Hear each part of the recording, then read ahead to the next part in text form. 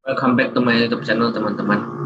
Hari ini saya akan sharing pendapat saya mengenai apakah mungkin trading for a living. Jadi banyak orang yang menanyakan kepada saya, mungkin nggak sih kita melakukan trading for a living? Jadi kita tinggalkan semua pekerjaan kita resign, setiap hari kita hanya trading di pasar saham. Mungkin saya jawab, dan bahkan sudah ada orang-orang yang melakukannya. Bahkan saya bisa contohkan, sudah pernah saya bahas di vlog saya sebelumnya, Mas Bektik Sutikna, beliau trading for a living, bahkan luar biasa dalam 1 bulan volume transaksi beliau tuh nyampe 2,5 triliun rupiah. Beliau memenangkan Mirai Hot Season 3 dengan modal 220 juta dan menjadi 12 miliar lebih. Itu luar biasa dalam 1 bulan. Dan volume transaksi juga 2 triliun lebih. Jadi trading for a living itu mungkin dan sudah dilakukan oleh beberapa orang. Contohnya yang sudah sangat terkenal di pasar modal, Mas Bekti Sutikna.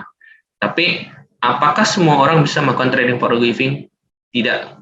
Menurut pendapat saya pribadi, hanya segelintir orang, sedikit sekali orang yang bisa melakukan trading for a living. Kenapa? Karena untuk trading for a living itu kita perlu mempersiapkan banyak hal. Saya bisa kasih advice. Yang pertama itu adalah kita perlu mempersiapkan dana darurat kita. Untuk trading for a living, saya rasa dana darurat itu butuh minimal 1 tahun untuk menjaga in case dalam 1 tahun kita tidak bisa membukukan profit setiap bulannya, mungkin malah membukukan loss, maka kehidupan kita dan keluarga kita masih terjaga. Yang kedua, kita perlu membekali diri kita dengan keahlian atau skill, teknikal, fundamental, bandarmologi, dan seterusnya. Sampai kita benar-benar yakin. Sebelum kita melakukan trading for a living, yang ketiga, pastikan secara historis dalam 6 bulan atau 1 tahun terakhir, setiap bulannya Anda konsisten membukukan profit, bukan loss. Itu menunjukkan kesiapan Anda untuk menjadi independent trader yang akan melakukan trading for a living.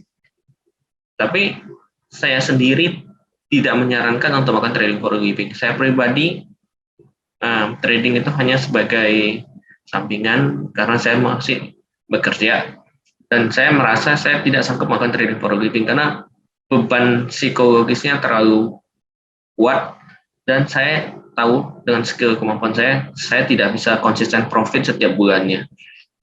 Jadi karena kita sendiri pasti bisa mengakses kemampuan kita secara masing-masing. Jadi lakukanlah trading for a living itu, 3 hal yang saya sampaikan tadi sudah berhasil dilakukan, dan memang benar-benar yakin dan konsisten ini adalah pilihan hidup kita, passion kita di sini, dan kita memang benar-benar expert di sini.